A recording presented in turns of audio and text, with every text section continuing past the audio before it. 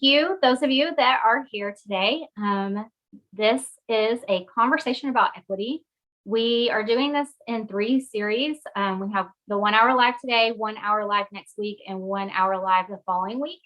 And the reason we did that is because we wanted to build in some time in between to open some time for you to process and think. And we're going to be tweeting out some resources along throughout the week that you can try, read, look at, and then that way this is kind of a growing conversation that happens throughout the week independently, and then we come back together and we dig a little bit deeper. Then you have some time to self-reflect with yourself, and then we'll come back again for another session. Again, all of this will be recorded and posted into the platform so that you can go back and watch it if you want to, or those that were not able to make it today to the live session can still feel like they're being a part of this journey with us together. So I want to introduce you to everyone that's here. My name is Ashley Hubner, and I'm an educational coach and consultant with Access Coaching and Consulting. With us, we also have Annabelle. Annabelle, would you like to introduce yourself, please? Hi everyone, my name is Annabelle Liriano-Shizhanovsky, and I am a project manager at the Reimagined Classroom.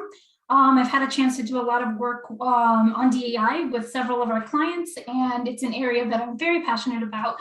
In addition to just growth mindsets and really helping all students feel like they are able to achieve and giving teachers and students that ability to succeed. I used to be a classroom teacher before that. I taught for over 7 years from K through 6.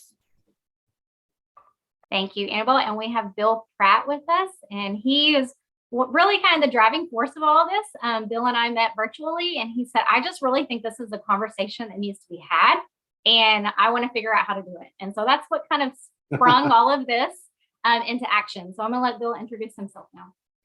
All right. Hi, everybody. I'm Bill Pratt. I'm an instructional coach in Onslow County Schools, which is on the coast of North Carolina. Camp Lejeune, if you have any Marines in your families, they've probably gone through Jacksonville, where I'm at. But yeah, like Ashley said, this is just, it was something that is just very important to me. 27 years in public education. I've been a math teacher all the way up to a principal. I've worked with a small ed tech company, and that's where I met Samantha, and got to travel parts of the country doing some lessons. And then I've been back here in Onslow County for the past couple of years. And I feel like there's talk in the media about this tiny little bit of equity. And I just felt like it was such a bigger discussion. And yeah, like Ashley said, I just really kind of met her through Facebook and talking about a couple of different topics, and just thought she had the platform and this would be a great discussion. And then we met Annabelle, and just a world of knowledge there. So we are so thankful to have everybody with us. Since this is kind of a small group, does anybody else want to say hi and introduce yourself so that we know who everybody is? I'll go. My name's Kristen Raccio. I'm up in Connecticut. I met Ashley through Facebook, and she's been helping coach me into my new position. I've been in public education 17 years, and I switched back down to the elementary level. So she has been mentoring me along. Great, welcome. And I'm Samantha. I've been working in education for like 10 years. I was a classroom teacher, did some ed tech work, and now I work as a consultant with several schools in Texas and several schools in LA. And I've gotten to see a lot more of the education spectrum since I've left the classroom. So conversations like this are just kind of interesting to me. Love it. Thank you, Samantha. I guess I'll go. Hi, I'm Eve. I'm a consultant now. I'm officially retired, but still working as a consultant. I was an English language arts teacher in elementary and middle school, became a coach, an administrator, and ended up also as a full-time literacy coach in Newark, New Jersey, and really have devoted a lot of my work and my life, both in education and in social services beforehand, in diversity and equity. Okay, great, welcome. Thank you, Eve. Mm-hmm. All right. So our mission, again, in talking to Ashley, we just wanted to start a conversation. When we walk away from this in the next 3 weeks, I hope that everybody can walk away with some practical applications, some different materials that they can use.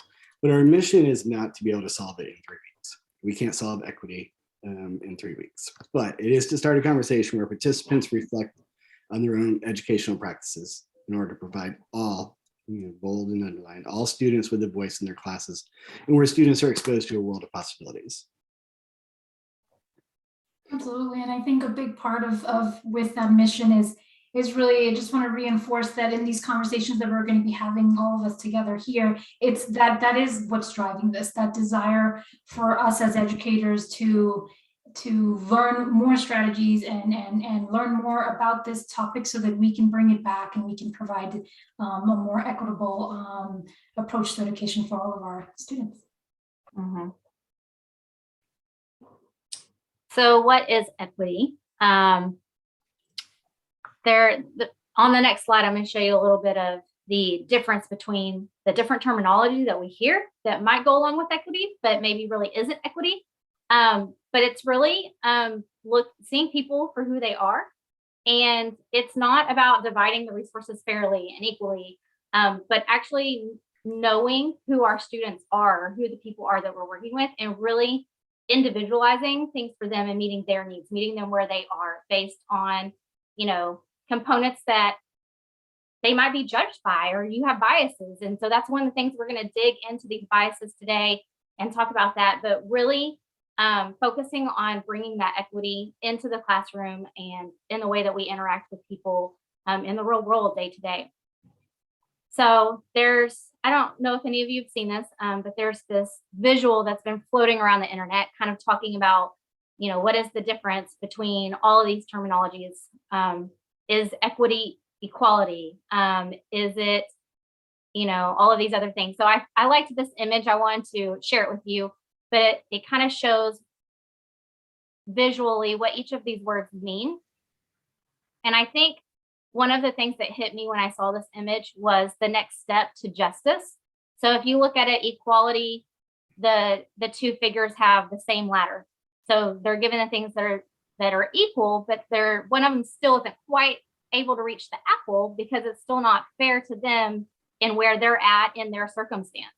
But when you look at the equity one, the ladder is a little bit higher. So if they have just as equal access as the person on the other ladder. And so I think that's kind of where we've really honed into equity, talking as fellow colleagues in education, is where's the access? Is everyone having the equal access to the educational opportunity based on their circumstance or based where they are? So, but then going even that next step to justice. So if you look at the next step to justice, they have the same amount of apples on both sides of the tree, where they have the access, but now they have the equal access, where it really is that leveling platform and that playing field. And you notice, I don't know if you can see, but like on the tree, it has the ropes tied to it to make the tree lean so that it is even for everybody and not leaned more one way than another. And so that's really, when we're talking about this word equity, I think the big thing for me is like, how do we take now equity, and we know what it is, and move it into that justice, because we want our kids to also have justice in their education. And so that's kind of the path that we're going with this conversation.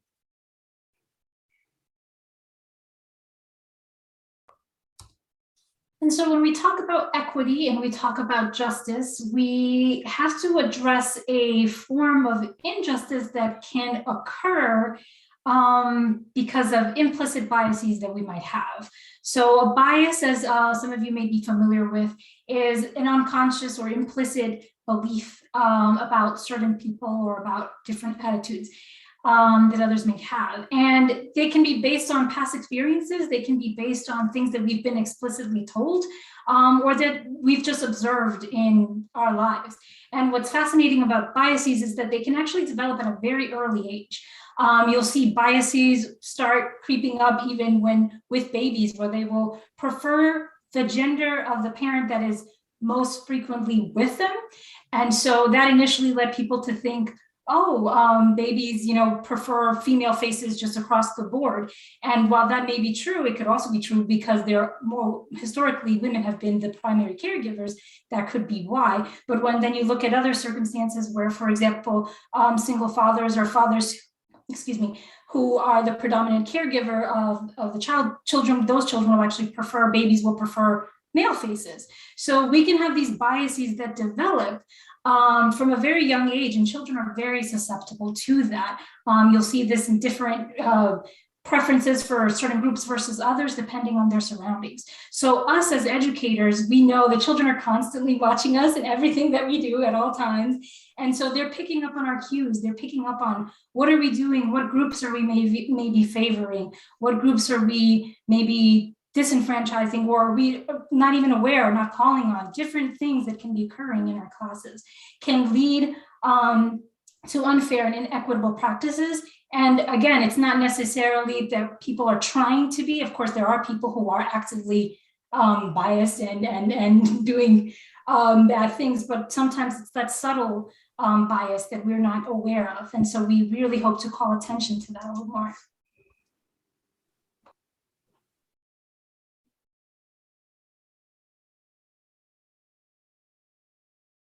And just taking that a step further, we tend to, some of these can start out as biases and then they become full-blown stereotypes. I was telling Annabelle and Ashley that I went to a concert last night, and it was a Christian concert, and there's this band called Skillet.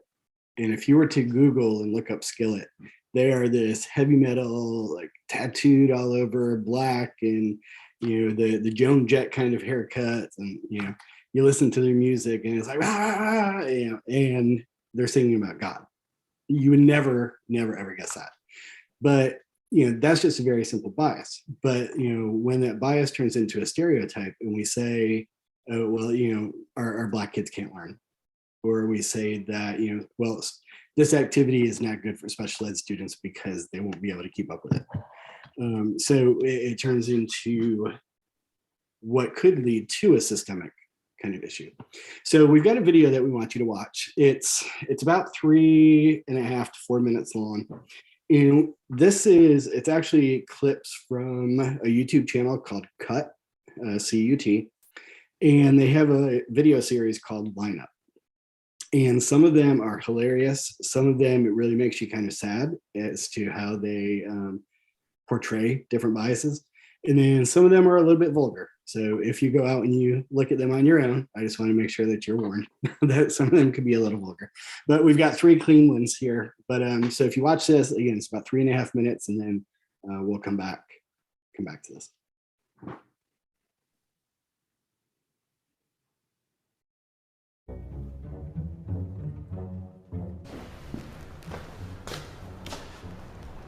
What's happening, man? Is it okay if I judge you on these questions? Absolutely, that's why we're all here. Okay, all right. I like the tone of your voice. Yeah, stimulate my ear, and that makes my body so hot. All of my body so hot. There you go. Do you grow up here in Seattle? No, I'm from Kentucky. I think he's a black man. Say something black. Black. That's about the blackest thing I can think to say. He sounds like a college-educated black man. Do you have a favorite color? Orange. Do you like it because it goes with your skin tone well? Clever. But no, it's because nothing really rhymes with orange, but as a rapper, I find all kinds of things that rhyme with orange. Oh, you rapped, eh? Oh, rap. It's just like that, huh? Olympian track meet a dash pepper, the rumor spread. Over your head now, the rumor's dead. I don't know, I'm not a freestyle artist, but that sounds pretty good. This is a African-American male, kind of natural curly hair, but not too much curly. And what about facial hair? Do you think I have a beard? Facial hair, no. No, never. I'm gonna guess that you're African-American. Nobody says black anymore. I'll say black, if that is preferable. It is to me. Okay, I think you are black. He sounds like he's wearing Vans. I feel like he has like a fade. Or no, maybe even dreads. And that's my final decision. Thank you. It was nice meeting you. I keep looking at Carson. All right. I have no idea who would be a Carson though. Let's talk gender. Gender? Yeah. So I think Carson could be neutral. I feel like you could be a Carson. I'm also getting Carson vibes. Why? You're a very like traditionally attractive person, and like there's this thing that's very in right now where a traditionally attractive person has like a guy name, and it's just like for some reason that makes it like more attractive. I don't know why that's a thing, but that's a noticeable thing. How does that make you feel? Good, I guess. Okay, I could do 3. 3 is the Holy Trinity. So what do you feel about Carson? You liked your name, right? I love my name. It's my great-grandmother on my father's side's maiden name. Love it. Has it ever negatively affected you in any way? Yeah, I mean, there was bullying that happened in school. Sometimes even from adults and teachers, they would tell me that it's like a boy's name and stuff like that. That is absolutely. What's your name and what do you do for a living? Well, how are you? I'm good, how are That's you? great, I'm Lance. You look terrific. She smells really good. Where are you from? From Thailand. How long have you been in the States? 16 years. Can you sing us your favorite song? Ra ra ah ah Roma Roma ma. Can you strap around him? Walk around him.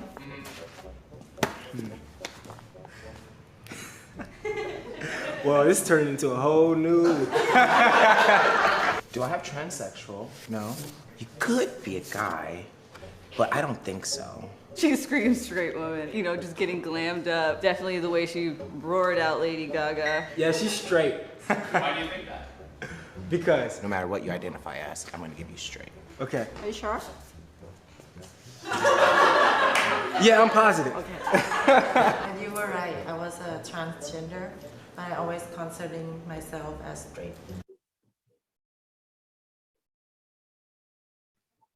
All right. So again, just 3 like little clips, but that first one, we talked about, his voice, and they started off just showing his shoes and pants, and I'm not sure what you thought when you first heard his voice, and but the people being blindfolded, and then they hear he's a rapper, and so they made a lot of judgments, and then the second one, with the name Carson. It was neat to watch all the different names that were in there.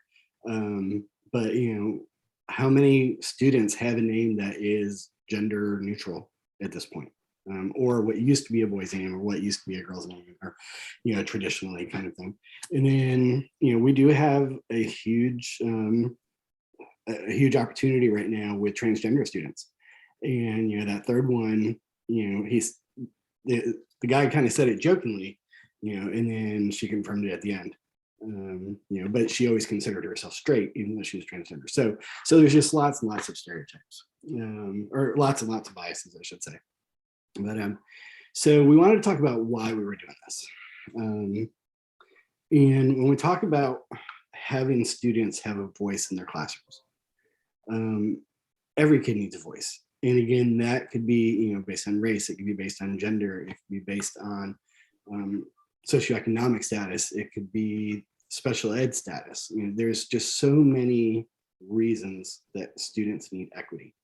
And we in education, and again, 27 years in education, and I know I'm guilty of some of it, we don't serve all of our students. We don't give them all a voice. And Annabelle shared an article with us, and we'll be sharing that with you here at the end of the session. It talks about mirrors, windows, and actually sliding glass doors. But I like the mirrors and windows part, where mirrors, students need to see themselves in the curriculum. Students need to not just read about, one type of history.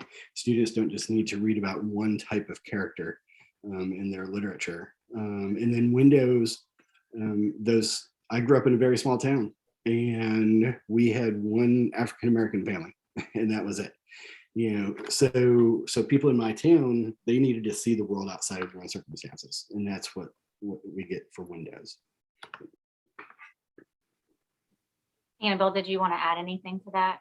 Yes, I was just going to say that it's so interesting when we talk about prior knowledge. So in the classroom, we'll often talk about prior knowledge, and we want to activate prior knowledge and get students to think about their history or what else they know about a topic. But if we consider what we're providing to students in our classrooms, oftentimes it's actually advantaging one group because the content is so focused on prior knowledge that is based off of a white, male, straight character, and not any other. So you're presenting this view that one group will have a lot of mirrors frequently, and so they'll naturally be able to activate more prior knowledge, where other groups are actually, not only are they having to kind of learn about this circumstance that might be different, but they're also having to apply whatever the content skill that you're trying to teach. So they're actually doing two things, whereas the other group is actually only having to really focus on whatever the content issue is. And we'll talk a little bit more about this in our next session, but it really does matter whether students are provided with windows and mirrors and what opportunities they're being given to learn about themselves and about those around them. Yeah, and I think, you know, a lot of our educational experience as teachers too, kind of makes us who we are and what we do in the classroom, depending on what kind of district we work in. I've worked in two bipolar, very different districts, and the way I taught in one district was very different than the way I taught in another district. And based on, you know, kind of the culture and the community and the students, you have to meet their needs and you have to adjust. But I think one of the big things from having these conversations with Annabelle and Bill, as we started talking about this, and I've even gone back and started reflecting on my very early years of education as a teacher. And, you know, when we know better, we do better. The type of teacher I'd be now going back in the classroom would be very different than the first couple of years that I taught. And I kind of almost got into this like hyper aware metacognitive reflection. I literally have been analyzing every interaction I have with a human being day to day now, and like thinking, you know, why did I think that, or what made me make that judgment, and why did this prove me wrong? And so I think one of the big reasons we're doing this is because we need to have that self-reflection and that metacognition and think about our thinking processes so that we can eliminate and get rid of those biases. We don't need to become hyper aware though. I was telling Annabelle and Bill, I was like, it was almost like when you're a first brand new mommy and you read all the mommy books and they tell you all the things that you should be feeling, or your baby should be this big, and it's like, oh, was that a kick, or was that just a birth? Like, what was that? You know, so you almost get too hyper focused on it. But I think it is very important for us to be aware of what we're thinking and what we're doing and what we're saying, and what are the motivations behind that, what are the intentions behind that, because sometimes we have no ill intentions, but why did that happen? Is it something that we are just commonly used to, or we grew up like that, or what is it? So this whole series is to dig deeper into all of that and uncover all of that so that we can be better people and better humans and better teachers. So that's really kind of our why. So we're going to start with an activity. If you are in the coursework, you should have a link to this. This should be your next thing in there. It's an influence activity. If not, we can drop it in the chat, or I think Bill just did. So it's just a Google Doc. You can use scratch paper. If you need to step away and go grab some, you can. But what we would like you to do is list up to 10 people who really influence you. It could be family. It could be people you follow in, you know, social media, like on Twitter, TikTok, whatever. It could be public officials, anybody who really influences your family, you work with, whatever, and just list 10 people that you feel like are your biggest influences on you. I'll give you just a minute to jot down those names. You're going to be the first one, and then 9 more.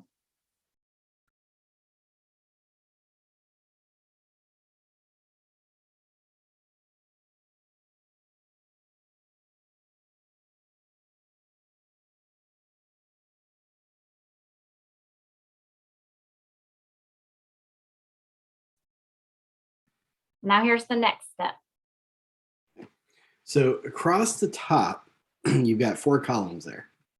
So the first column, we'd like for you to put the heading race, then the heading gender, Then the third column in age, and it could be an age range or so. And then what do you think their socioeconomic status is? So you're going to start with yourself, and you're going to put your race, your gender, your age, your socioeconomic status, and then go down through your list of influencers and identify their race, gender, age, and what you think their socioeconomic status is. So we'll give you a few minutes to do this. And for some of them, you might have to guess, or you might not know, and that's okay. You can leave that blank, or you can guess if you want to.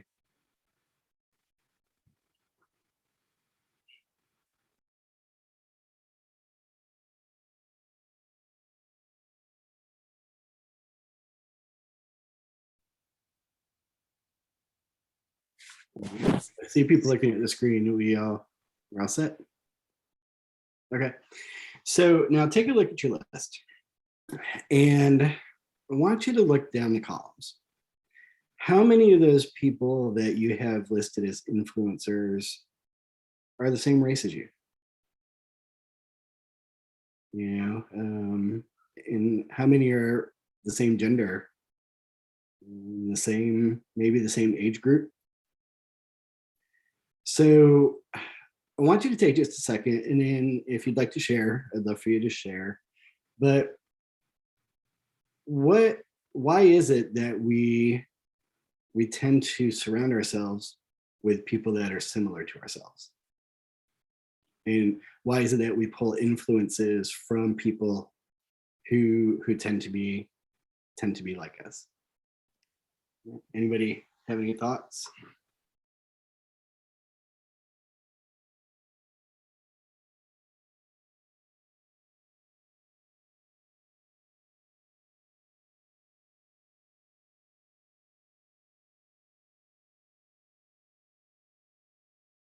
So, as we take a look at this, one of the first things that we need to do is, Eve, like you said, we need to look at ourselves. And so that's great that you've had that opportunity to work with students, and especially in other countries too, that can help to shape your mind around equity. So we want to talk a little bit about importance, but before we move on, was there anybody who had any other thoughts on their circle of influence? Okay. So when we were talking, when I approached Ashley and then she approached Annabelle, this is important to all three of us for three different reasons. I've already said that I went to a Christian concert last night. Obviously, white male. If you see picture up here, I'm married, so I'm a white, straight Christian male. And some people will look at me and say, how can you have a conversation about equity? And the thing is that, yes, they see a white, straight Christian male who's successful. I've got a master's degree. I'm in public education for 27 years, but people don't know my story. And there's a lot of students that we don't know their stories.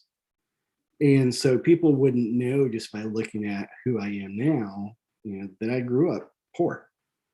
And when I say poor, I'm talking about the government blocks of cheese, the white powdered milk that you had to mix with water so that you could have milk for your cereal. No heat one Christmas morning, very, very poor. They also wouldn't be able to tell that I was sexually abused as a teenager. And that put me behind. First person in my family to go to college. My dad was a high school dropout, and my mom had me 2 weeks after she graduated high school. so there were all these things about me that people don't know, people don't see. And even in school, people couldn't see that because I had a smile on my face. So when we think about our students, how many students come to school with a smile on their face, but really they've got some hurt inside, or they feel left out, or they feel like, well, I'm not really learning anything about me. I'm learning about other people. And so that's where like this comes from. And because I've seen very affluent schools, I've seen an affluent school that had horrible scores, horrible culture. I've worked in an affluent school that was just fantastic, National School of Character. I've been in what people would consider very poor schools, high Title I, that were successful, but I've seen an awful lot where they weren't. And I see students all the time where I know they're being marginalized. When I got to the school that I'm at, and I started giving invites and all the information that went home with regular students to our self-contained special ed class, people were like, why'd you do that? And I said, well, because they're part of the school. Why wouldn't I give them, an invite? So just because a student looks a certain way, we cannot define the student by that. And that's where those biases, whether they're conscious or unconscious, they really do affect our students. Absolutely. And I think it's so interesting that you bring up your story. And when we think about people's stories and the importance of really getting to know the person and to kind of check any biases that we may have, there's this other bias that kind of happens when we think about students that sometimes come from marginalized groups and maybe sometimes go to a bad school or quote unquote impoverished to a bad school. We tend to focus a lot on like the success stories, the 1% of the students that make it out of whatever horrible situation, and we use that as the if everybody does that, then everybody should make it, and we kind of don't look at the larger issue. And the larger issue is that if your iPhone, for example, only worked 1% of the time, you wouldn't celebrate that. You wouldn't talk about it to anybody. You would be pissed off. You would be writing to people. You would be complaining. There would be terrible reviews all over the internet. And yet when it comes to schools, we kind of hold this this one student did it, so everyone should, as the baseline, and kind of ignore the other underlying issues that we really need to be thinking about. How can schools be places where all students are provided with the resources that they need to succeed? And not just saying because that one person did it, that's going to apply to everyone, because people have different stories, people have different backgrounds. That one student that made it out maybe had a more supportive family background and they were able to do it. Or maybe they didn't and something, in their character just really drove them. Or maybe they had a lucky opportunity, got out of there. Or maybe they had a really, involved mentor. We don't know. But if you can't equalize those circumstances, then you can't assume that everyone should have the same outcome. And instead, if holding this person as the baseline, we really need to evaluate schools more closely and make sure that all of us are doing what we can to enable more equity, so that all students, and not just that 1% of students, actually makes it out and is successful.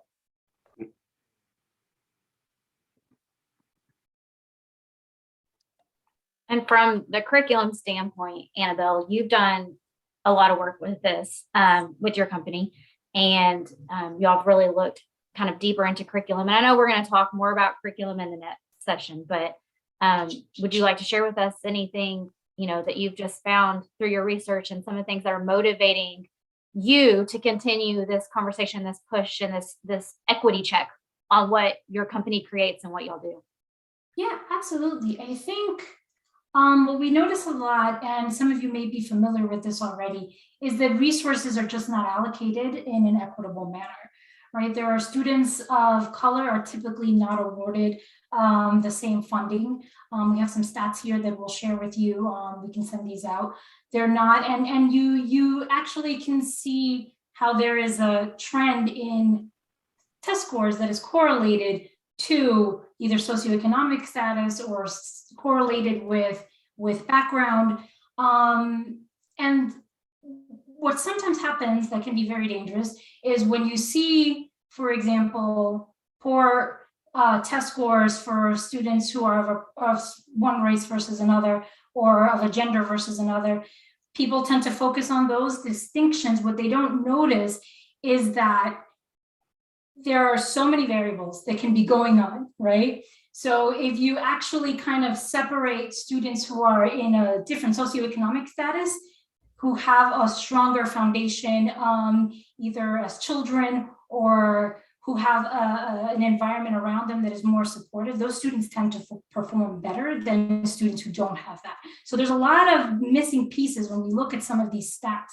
And something that we notice is that having culturally responsive education is actually one of the measures that is shown to improve the performance of students across the board. So students of color, students of different ability, students of different genders, and socioeconomic background as well. And this is important. This is part of why we really need to have this critical lens on the curriculum that we're providing. And I'm a curriculum developer at the Reimagined Classroom, so this is something that we really take very seriously in terms of how can all of our lessons ensure that we are reaching as many students as possible without being literally in the classroom to do it. And so providing our teachers with suggestions for what they can do.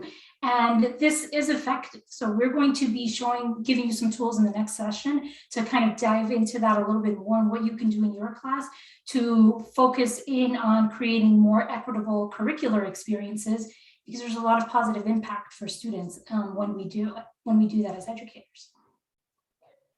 And I think as teachers too, when we think back, we're like, oh, if I could have reached that one student, or oh, if I could have got this one to do that, or why, some of this really kind of stands out. Like, how much did we know about them? How much were we trying to show them those mirrors in their curriculum? How what were the steps that we missed? And so I think that's important that we're having this conversation now, because it is something that we can learn and grow from, and make sure that we are taking the steps to be culturally responsive in the classroom and meet all the needs of our students and show them those mirrors and windows like we've talked about before. And actually, that's also so important. You just made me think, like, as educators, a lot of times in our preparatory programs, we're not given enough focus in this area, even though it's a part of our classrooms. So not enough teachers receive an awareness like, hey, you need to be looking at your curriculum more closely, or hey, these are certain practices that you need to be analyzing within yourself. It's often kind of covered in maybe a week-long session, but then that's kind of it. And that's maybe some programs don't even have that. So when we think about educators are also not given equitable access to materials. So that's definitely a problem, because some educators clearly have more resources in terms of handling this, or just more resources in general, and others don't. And that it exacerbates the inequality that we see in schools. Yeah, and again, 27 years in education, and I have heard the word differentiation for probably 27 years. And it's like everybody says, oh, differentiate, differentiate, differentiate, but nobody can ever define differentiation. And, and it's 9 times out of 10, we're talking about ability differentiation. But really, differentiation should be for all of our students. And there should be some different material, and there should be the opportunity for every student to see a different world than just their own. So now we're going to get into some of that open discussion. We're going to open the platform, and I will pause the video to kind of give it a safe space. But these are just some norms for our discussion. We want to make sure that we're respecting each other and each other's viewpoints. I want this to be an open, honest, vulnerable conversation. Anything you wish to share, want to share, feel free to do so. And we are here to listen and all grow and become better from this conversation. And the growth is the purpose. So this is just an open platform for those of you that really wanted to come and have your voice heard, or share anything that you're wondering about or ask questions. This is the place and time for that. I'm going to pause the recording and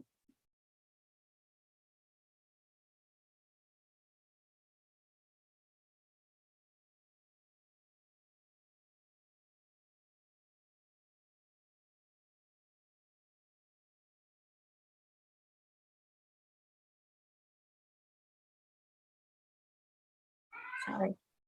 that's okay. So on this Harvard site, they'll show you this test. You choose which test you want to take, and they'll show you a picture and a word and its associations, and how quickly and how consistently you answer. They give you a bias kind of rating. And I've taken a couple of them, and a couple of them kind of surprised me. A couple of them confirmed that I am doing some right things in my classes. So it was just really interesting. But I'll let you take a look at them. I will drop that link here in the chat. Plus, it is in the course. Let me just get back to this link, and I'll put it in the chat. But take it for what it's worth. It's also, because it is on the computer, you do start to get things mixed up. But it was really interesting. So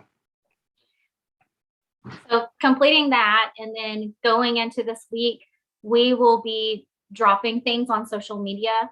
So if you will stay tuned and follow us, Twitter, LinkedIn, whatever your platform is that you like, we're going to be dropping things and kind of questions stemming from that.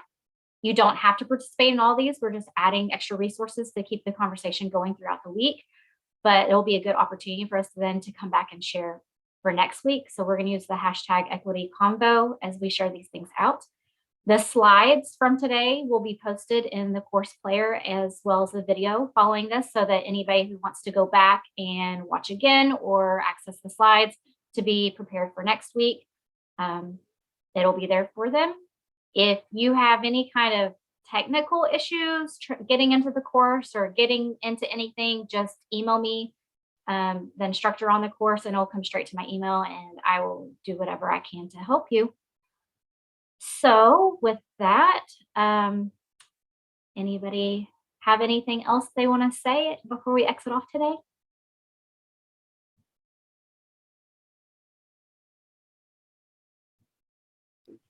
Okay, well, this was a great group. I loved the conversation that we had. Loved learning from you too as well, and can't wait to come back next week and see. We're going to dig a little bit deeper into more of the curriculum side and what we have control over in our classroom, and some tools and tricks for addressing that in the classroom setting. So I will let you all go and let you enjoy the rest of your Sunday afternoon. I hope you all have a fabulous week, and we can't wait to see you again next week. Thank you. Everyone. Bye. Bye.